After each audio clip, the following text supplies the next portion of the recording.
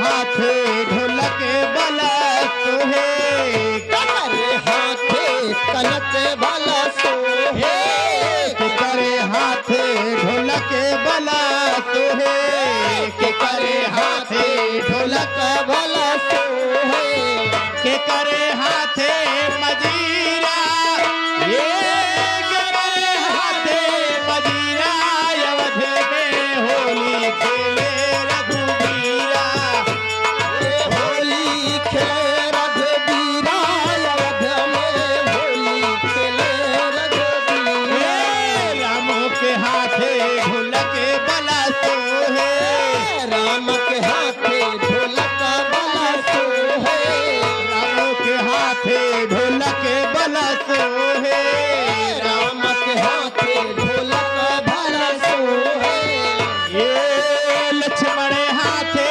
मजीरा ये लक्ष्मण हाथे मजीरा अवध में होली खेले रघुबीरा होली खेले रघुबीरा अवध में होली खेले होली खेले रघुबीरा अवध में होली खेले रघुबीरा के करे हाथे कनक पिचकारी के करे हाथे कनक पिचकारी के करे हाथे करे हाथे कनक पिचकारी कनक पिचकारी के करे हाथे अबीरा ये के करे हाथे अबीरा अवध में होली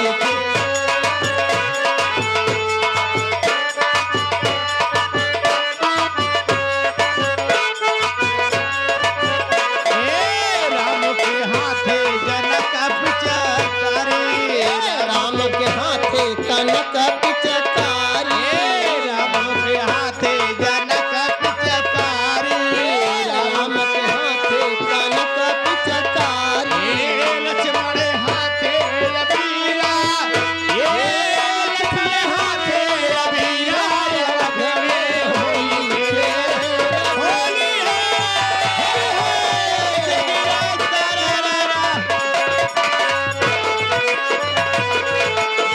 होली खेले रघुबीरा अवध में होली खेले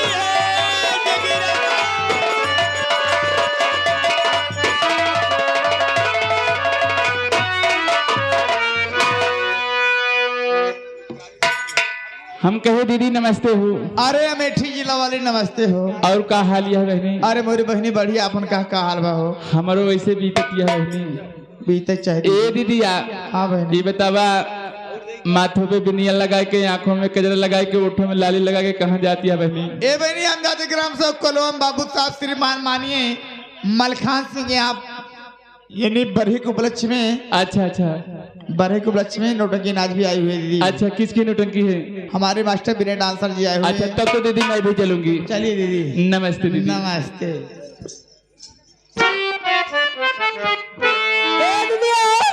मैं आपसे नमस्ते करती हूँ।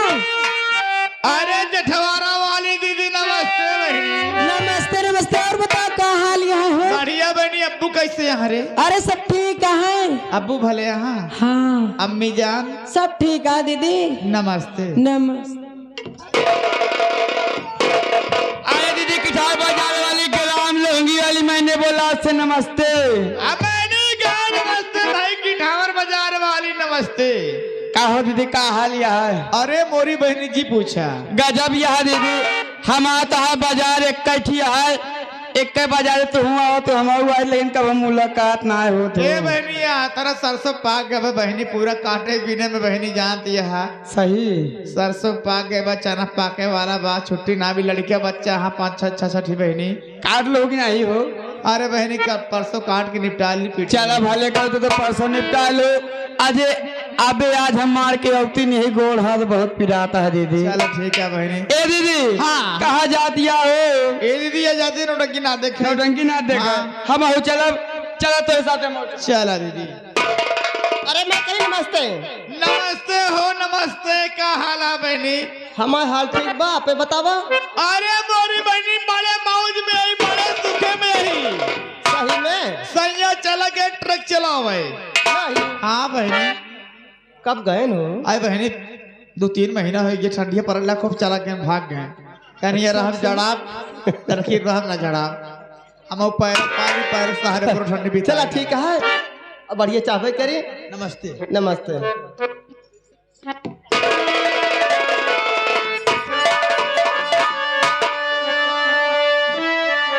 हम कहे चापो जनी का नमस्ते।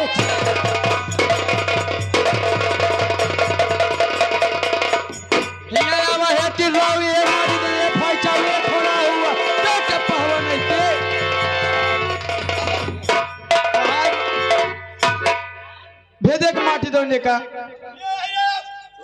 जो न भगवती गारू 4 दिन सुहताई की आवत है ना, तो हमारा टप्पा फूट जाए।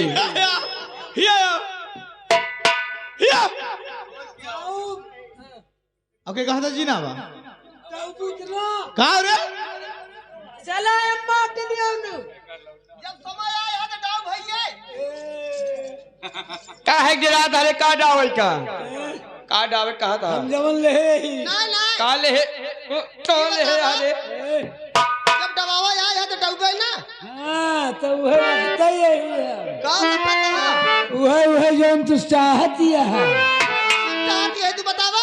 ले हे भाई कहा डाई दे का डूबे का डूबे ललकवा डाऊ की हरियरवा के पियरवा नहीं, हम का हरियर को नहीं लागत है। हरियरवा। हाँ। अरे राजा क्या बात है। होली है। एमरिया ते लबलबहिया का तेरी मैया का दो भूला अबे हमका जानी ना पाया तो का हम जाना था तो हर मन से धुवंतई बा मन से धुनते बात भाई उड़ती वही तो का जोर लग रहा यही कर हम ले जाएग ना मुंह तुम्हारे पे जनाबो न मुँहती है कि नहीं। गुस्सा लागे ना हाँ मारब घरे बताऊ बू ओए हाथ का ढेर जने देखे तो वो को देख ले हम का देखबू हाँ कैसे मरबा जोन घरे बताई है। भीतर मार मारी थे। ए माटी देने ए बता तू यहाँ पे क्या करने आया और कैसे आया क्यों आया। आए ही खेले कहा रे अब ही सुने तो सदनी होली गीत गात रहे मान मन कहे लाग। अच्छा होली खेले गए होली खेले की बतावा डबू की डबू कलर के नाम पर ले लेवा कर रंग रंग रंग। हाँ वही रंग और कलर हमारे 70 साल के पिचकारी में धरे ही हैं। धरिया हाँ। बड़ी पुरान हो गए हो भले पुरानी है लेकिन वारसल होकर सही करे तोरे पिचकारी पे रेसा रहा कि नहीं अभी के अब हम मारी तोरे घरे तक जनाई सब बात छोड़। आने से पहले तुम मालूम हो जाए जनाना चमन कहो। है यहाँ औरत लोग होली खेलती हैं बस। अरे बाप रे बड़ा भुल्ली हुई गई। कौन भूली कहाँ भूली रे पूर्वक हमारे अरे भूल हुई यानी भूल हो गया। चल आगे तो अपना नाम पता बता किस लिए आया किस काम से आया है। हमारा नाम लेवे चाहते। जी हाँ हमारा नाम श्री मोतीलाल पटेल ग्राम सराय बनई पोस्ट बधायपुर थाना हांसू जिला प्रतापगढ़। यही तुम्हें मोतीलाल पटेल हो क्या। हाँ वही की नवासी है। नवासी नहीं यानी पूरे 90 हो तुम निवासी कहते हैं। हाँ चलो क्या करने आए हो।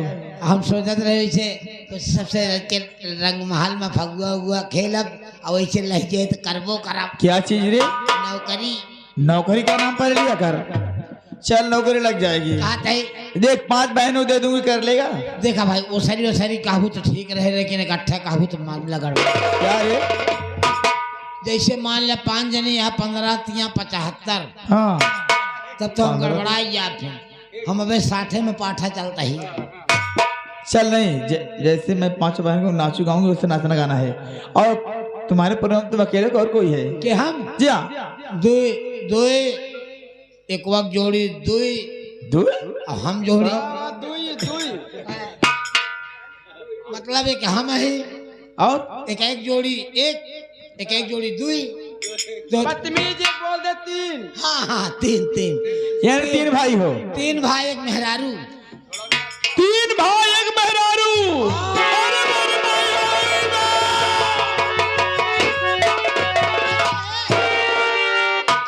ए मोतीलाल मोतीलाल हाँ ये बतावा 3 भाम 1 मेहरारू हाँ कार्य काम कैसे चलता है? कैसे चलत हुए वो? चलत नहीं दौड़त है। कैसे? ले हम हैं मालिक है जो चाहब हम हुए सबका बटोरे रही थे, अपन परिवार इकट्ठा कह रहे थे। ये तो चाहिए। एक टाइम खाई थे, एक टाइम कमाई थे, तीनों भाई लहाई थे काव अपने पूरा घरे कारोबार। अच्छा ऐसा बोल। हाँ। चल अपने भाई से बुलाओ जो नौकरी लग बुला जाएगी। दे। जी बुलाइए। ए भैया भैया रे रे रे रे रे कावा भैया रे रे रे रे रेले नहीं अहे मारम ना भैया ले हिया आओ भैया ले आओ ए का कोनो पिलई लेके बुला बता आगे पिलवा या पिलवा भैया राम जैसा हो नहीं ए वाह